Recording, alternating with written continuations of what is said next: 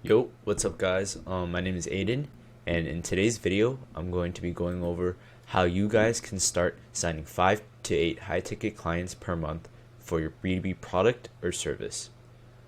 So, how are you going to be able to start signing this many clients every month for your B2B product or service? Well, you're going to have to achieve a high volume of outreach. So, unrefutable fact number one in regards to outreach is that outreach is not a high leverage activity. So, as Alex Hermosi would put it, you want to be doing activities in your business that are high leverage and that would directly contribute to you being able to scale the growth of your business. Outreach is not one of those activities, right? So, as a founder, you don't want to get stuck in the fields doing outreach. Many successful farmers are no longer out in the fields doing work by themselves. They are utilizing automated tractors and automated machinery to do the work for them, right? Being out in the fields and doing outreach is simply not worth your time or your headache. There are better alternatives to doing manual outreach yourself, like hiring a virtual assistant at a budget-friendly rate, building a team that only gets paid when they bring in results, like us, or using automation tools for platforms like email, LinkedIn, Facebook, Instagram, and other platforms to streamline the process. So farmers are already taking themselves out of the fields. Why don't you save yourself the hassle and get out of the fields of your business as soon as possible? Focus on, like I said, doing high leverage activities in your business to scale your business and let others handle the nitty gritty work.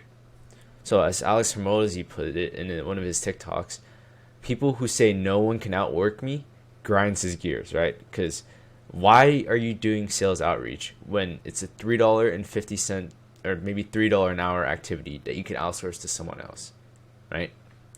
So that's unrefutable fact number one, is that outreach is not a high leverage activity. So unrefutable fact number two, 1,000 outreaches per day is now the new minimum. So if you're not doing 1,000 outreaches per day in 2022 going into 2023, then simply put, you're falling behind. So before, let's say that you were doing 80 emails per day, you can maybe expect 1 or 2 deals per month for you to close, right? So if you were doing 1,000 outreaches per day at the minimum, now suddenly you can expect, or you can open up the potential, right, for you to do 5 to 8 deals per month. So here's an example of how having volume negates luck in cold outreach. So let's just say, and this is like a worst case scenario for cold email in terms of metrics and just overall kind of situation for booking a meeting. So let's say that out of 25,000 emails sent, you book one call in every 1,250 emails, which is a pretty low booking rate. So let's say that out of those 20 book calls, you were able to have 75% actually show up. And then out of those 15 calls that you conduct, only 80% actually end up, showing up or actually being qualified for your product offering. So out of those 12 qualified prospects, let's just say let's say that you're not that great at closing. You do only 25% closing rate. So now you still close 3 deals by having a not so great offer and not so great outreach, but by simply doing 25,000 emails in a month, and you can easily scale this to more, 50,000, 75,000 using code email, right? So you could close 3, 6, 9 more deals, right? Like having just enough outreach and enough volume, you're pretty much guaranteeing yourself results, right? Because if you reach out to enough people, certain amounts of people, just like by logic, right? Like somebody has to say yes to your offer, and somebody's going to be interested. So just by reaching out to as many people as possible, you open up that possibility for yourself. So some target KPIs going into the future for 2023 and beyond, right? At the minimum, like I said, you're gonna have to be targeting 1,000 emails per day, right? That's the bare minimum from now on. Otherwise, it's going to be very, very hard for you to compete against other people who are doing very, very large volumes of outreach. You're also going to be wanting to utilize other social platforms, right? So platform like Twitter, you could do 75 outreaches per day. On LinkedIn, per account, you can do 20 connections per day, probably around. And then per account on Facebook and Instagram, you could probably do 60 outreaches per day, right? And the reason why I say per account is, like I said, you can infinitely scale your cold outreach if you have a system in place to automate it or outsource it, right? So all of this, you can have a VA do it, like I said, for $3 a month, or if you implement a system, you could have it run automatically, right? So imagine, let's just say that you had a VA, right? Or let's just say you had a team of 4 VAs, and they each were to do 180 outreaches per day per account. Now suddenly, you have almost 700 outreaches per day on social platforms, on top of your cold email outreach, on top of the referrals you have, on top of whatever you're already doing for your business to get clients, and on top of whatever inbound leads you have. So take whatever number of outreaches you need to be that you think you need to be successful, and then tenfold the volume. That way, you reach so many people that it is illogical that you won't sign at least 5 people a month for your B2B business or service. So, to put it into perspective, most agency owners or B2B service providers or B2B product providers, they aren't even doing 15, 50, 100, let alone 1,000 or more outreaches per day. So, what does this mean? If you are consistent and you consistently have a high volume of outreach and you're able to scale that amount of outreach, it's going to be very hard to beat you, simply because you're just going to be in front of as many people as possible, right? Like, think about a company like Pepsi or Coca-Cola. Why are they such a big company? Because they have the advertising money to spend to get in front of as many people as possible. Now for you, you don't have to spend that money on advertising with cold outreach, right? Cold outreach, it doesn't require ad spend, doesn't require you to hire a full-time sales representative, and it doesn't require you to have to go chase referrals, right? It's different. Like, you could get in front of a lot of people and a lot of high converting people for a very low price, or like it's tremendously cheap compared to your other options. So that's the target KPIs that you're going to want to reach. So yeah, that's unrefutable fact number 2, is that 1,000 outreaches per day is the new bare minimum. So next part is actually crafting a winning offer. So if you want to stay broke, what's the best way as an agency owner or as a business owner? Well, try to sell something that people don't even want, right? Like, let's say you're trying to sell meat to someone who's a vegan. You're not gonna make money from doing that, right? Because it's not a good product market fit. That person is a vegan. It's probably not in the market for your meat. Pause. Whatever. That sounds bad. But anyway, so yeah, a money back guarantee alone on your offer, right? If it's a bad offer in its own, it's not gonna make your offer a no-brainer, right? For example, a money back guaranteed on a lead generation agency, if you just pass off leads, right? It's not going to make them your offer a no-brainer, because everyone else is already doing that. So everyone else is already pitching, hey, money back guarantee, I'll give you a list of leads, we'll pass them off to you, right? So how do you differentiate your offer? You offer something different or slightly better, or with like a bigger package, right? So for example, for a lead gen agency, instead of offering, leads, like just simple leads, you would offer guaranteed book calls and sales appointments, right? So you would go ahead and do the process of lead gen, the process of outreaching, the process of nurturing and warming up the prospects, and then the process of actually setting the appointments on the calendar for your clients, right? So you would handle the whole system A to Z, and then that would be how you do make your offer no-brainer, because now you're handling the whole sales process pretty much, and all you would have to do as if someone was your client is hop on that sales call and close the deal and collect the money, right? So it's an inconvenience for a client of yours, right? For someone who is in the market to do for a lead generation agency, it's inconvenient for you to be reaching out to your leads manually, right? So make an offer so your clients wouldn't have to be the ones to follow up with a lead 3, 5, 10 times, right? So you will be doing more work and solving more problems and providing more value. So it's not going to be an easier offer for you to offer, but that also means less people are going to be doing it, right? Because if the barrier to entry is higher, then that means that there's going to be less competition, right? I spelled less wrong. So what does less competition mean? Well, it's going to be easier to make more money, right? You're running your business to make money at the end of the day. So if you have a better offer and you're doing more outreach, then well, like you're just not gonna your other people are not gonna be able to compete with your offer because it's simply gonna be better, right? So, like for example, I offer qualified sales calls that showed up. If someone else is pitching, just leads, right, a list of leads for a business owner to go ahead and follow up on, and I'm pitching, hey, I'm gonna guarantee you sales calls for you to just show up and close a client on. Which agency do you think a business owner is going to want to sign and do business with and work with? The one that makes it a lot easier for them, right? So the second way you could fix your offer is by changing up the way that you're pricing your offer, right? So obviously, second biggest thing is aside from what you're actually offering is how much do your clients have to pay, right? So there are three main pricing structures you can choose from for your offer, right? You can go with a monthly retainer, right? Which obviously you get money up front, which gives you predictable revenue, but it also means that it's going to be less enticing for your client when you're pitching them, and it's going to be harder to scale because you're capping your earnings. Second one would be a performance-based offer. So you make money as you go. You can charge a setup fee up front, right? And the client does not have to pay anything monthly up front. So, it gives them the peace of mind that they are only going to pay for results. The drawback to it, obviously, is that you're not going to get as much money up front. You're just going to have to, but you're going to have to do your job pretty much. And then the final one is probably the easiest one that you can sell, right?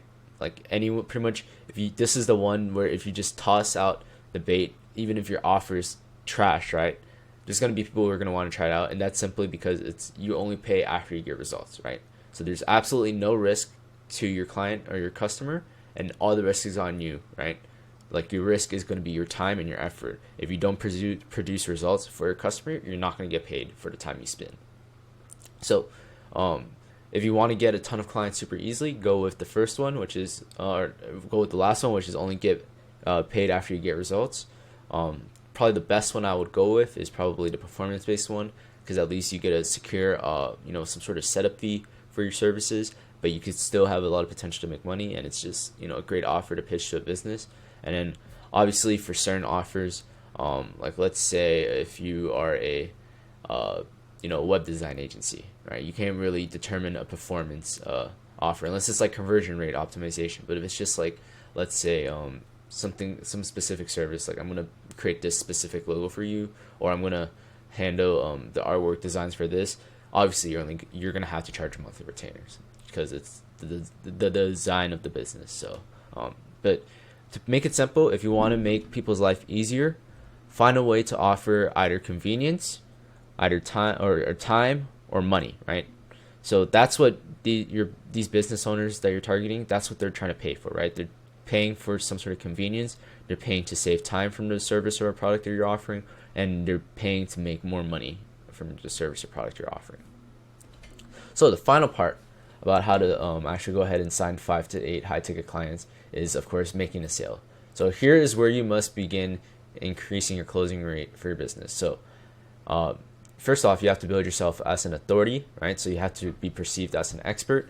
You're someone who's going to be consulting your client on whether or not you can help them to achieve their desired transformation for their business, right? So if your prospect doesn't respect you as an absolute authority for your niche, well, they're not going to give you their money. So how do you build authority?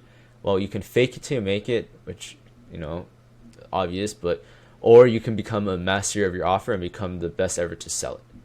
One of these will make you lots and lots of money, and one of them will get you slapped with lawsuits if you do too much, right? Like this guy, Kevin David. He's slapped with a lot of lawsuits right now, so don't fake it too much. And then finally, for the actual sales call, you're going to want to set up, you're going to want to pretty much set up the stage for your actual close very early on in the call. So early on in the call, you're going to be wanting to figure out what their pains are, right? What problems are they facing with their business that you can provide solutions for? What's their desired transformation, right? So you have to figure out what do they want out of working with you. So then you have to, from there, build a gap between where they are now and then where they want to be, right? So you hear it, right? You're doing 10K a month, and we're going to get you here. We're going to get you to 50K a month. this is where you're going to be. You have to build that gap, right? You're here and this is where you want to be. We're going to get you there. Next up, you're going to have limiting beliefs, right? This usually just comes from, I don't know, whatever beliefs people have, right? Like cold email sucks, doesn't work, like it's trash, you just spam people. Like that's obviously not true. TikTok only has kids on it, you can't market. Well, that's obviously not true either, because there's tons of people making 6-7 figures off TikTok, right? Instagram is too hard to grow on. Well, maybe you're not doing the Instagram algorithm right, you're not using the right hashtags, you're not targeting the right people, things like that. So overcome their limiting beliefs, and then previous bad experiences. So maybe they got scammed by someone, maybe they didn't get good results, stuff like that. And then whatever your solution is, you have to differentiate it from the other people in your market, right? So you have to make your product or service the superior and the best one out of all the other competitors that you have, right? The best price doesn't always win, but the best value usually does, right? So if you have the best value with your offer and your package, you have a much better chance of selling your product, right? So make sure that you sell the value.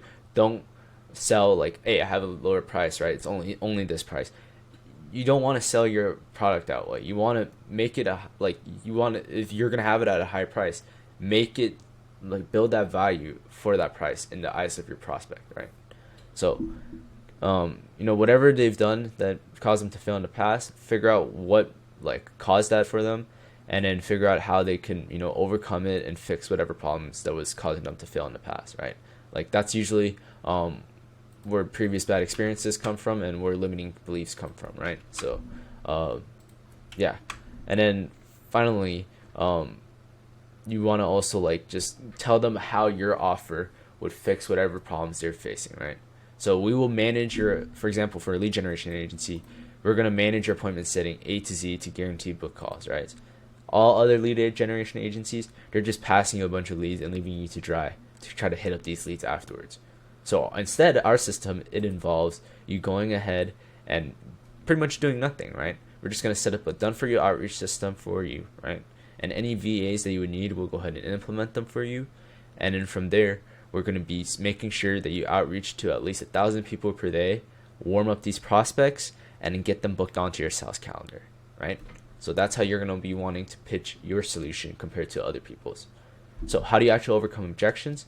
Well, there's going to be 3 main objections or categories of objections that people are going to have and that you're going to have to face and overcome, right? So the first one is someone who doesn't understand the value of your product, right? So this kind of just goes back to building, a gap between where your prospect is and where they want to be, right? And you really have to make the your prospect understand that your product or your service is what's going to get them to where they want to be, right? So if they don't understand that that's the value that your product or service has, then they're not going to want to buy it. They don't even understand the value of it. Like if you're selling a, let's say you're trying to sell dirt BMX bikes to some mom, right? Like most likely the mom is not going to be able to even understand what the value of that BMX bikes is, right? Unless she knows like the price of it and you're saying here you can have it for free, she's probably not going to be all that inclined to take it, right? So make sure that they understand the value of whatever you're offering. Maybe they don't have money, right? That's just a super simple solution. They're low on finances. You could either offer them a new kind of a custom payment plan, or you could overcome it by saying like, hey, like this is, like I said, building value in what you have, right? Making them feel that it's worth the investment for your product or service. Because like I said, you have to sell the transformation, and if they don't think investing their money is going to be worth it, they're not going to want to buy it from you, right?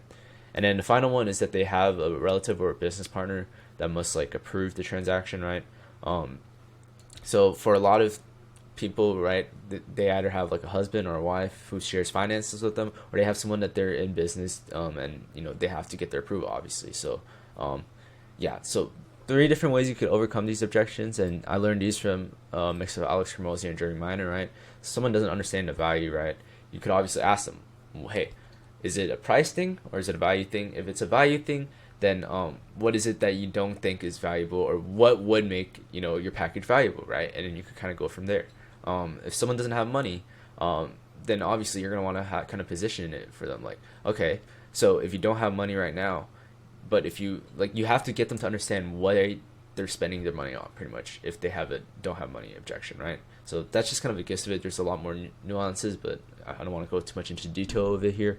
And finally, if they have a relative or a business partner that must approve, the most basic one and most like kind of overarching one I could give is, if they kind of like say that, then you would just kind of respond like, hey, if you were to go and ask that person, and if they were to, what do you think they would say, right?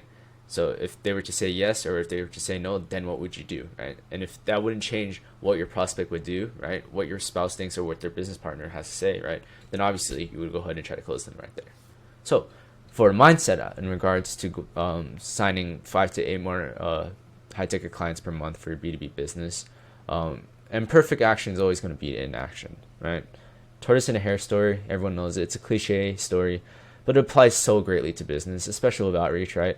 With sales, it's like the more numbers you do, the more opportunities you'll get to make money. And if you're not doing outreach and you're not doing thousands of outreaches a day, and another business is doing it, then that other business is going to beat you out. It's simple as that, right? So get the ball rolling, even if you're not perfectly set up. Like when I first started my agency, when I first started business, I was always trying to get things perfect, right? And then when I ended up starting outreach, when I ended up starting doing whatever businesses are like drop shipping, is an example of one of these. My agency, my YouTube channel. It's like the more I waited, like I still never got it perfect. Like once I started, my outreach wasn't perfect. My videos weren't perfect. My dropshipping stores weren't perfect. My systems for dropshipping weren't perfect. Like I hired VAs, my systems for them weren't perfect, right? But I just started it, and then it produced a lot better results and made me a lot more money than when I was just not doing it, right? So, like you miss 100% of the shots you don't take, right? Another cliche, kind of a basketball one, but sending 1 email a day is going to be better than sending 0, because, in a month, if you send an email a day, that's like 25, 30 people that you reach. In a year, at least you get a chance to close one person, because you're probably reaching like 600 people. You have a decent opportunity if you're sending emails like that you could close someone, right? Sending 10 emails is going to be 10 times better than sending just 1 a day, right? You can get 10 times the amount of deals and opportunities, and then it's going to be miles better than sending none, right? Because like sending none, you have no opportunity. So start somewhere. Anything but nothing is good. So for example, this YouTube channel, like it's kind of crappy, right? It's just me talking and following the script. I don't even do any editing. Well, I do a little bit of editing, and then I work on the thumbnails a little bit because I have some YouTube experience, but aside from that, I'm just talking, right? Just providing value, and super simple. Like I just build out these Notion presentations and give you guys information. It's something. It's better than nothing, right? So, and then finally, I just thought I'd give a door-to-door story about like how just getting started and getting out and doing it is just the best way to do it, right? So my first sales job, it was in door-to-door. It was doing solar, and I remember. So I had like one day where I just shadowed one of the older guys, because obviously or not really the older guys, just one of the more experienced guys, but I just shadowed him for a day, and then the second day I showed up on the job, right? They're like, all right, bet. They didn't give me any training or anything. They didn't give me any script. I just pretty much my only training was the shadowing I had of that one day of shadowing, pretty much. And they just said, hey, we're gonna drop you off. Here's your little area. Go knock and get your ass kicked.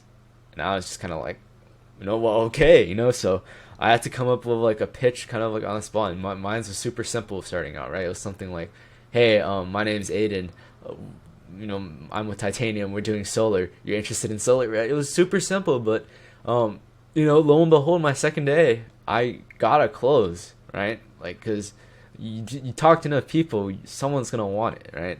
The guy was like, no, whatever, yeah, I'll come check it out, and then boom, I had the first close on that second day of on the job of doing door knocking, right? And then I'll give you another example of someone I worked with, right, at that job. He was absolutely terrible at sales, right? Like I was one of those people, I would always study, try to perfect everything. He just never did anything. He never put into work, right? So his pitch was, hey, do you want solar? And he put in he talked to enough people to where he was still able to get 2 closes in 2 months, right? Because he just talked to enough people. So that's just mindset. Take action rather than no action, and perfect action is always going to be better than no action. So so for goals going into 2023, there should be 2 main priorities, right?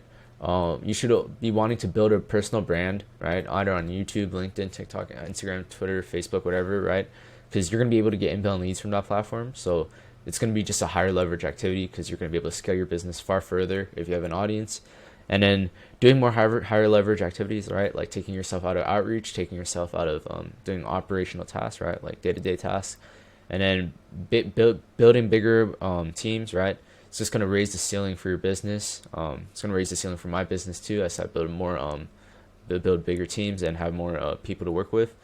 But yeah, like I put 3 priorities. I don't know why I did that, but yeah, you guys get the idea. So if you guys found value from this video and want more strategies to copy and to do the exact same things I'll be doing, make sure to leave a like, comment, and subscribe.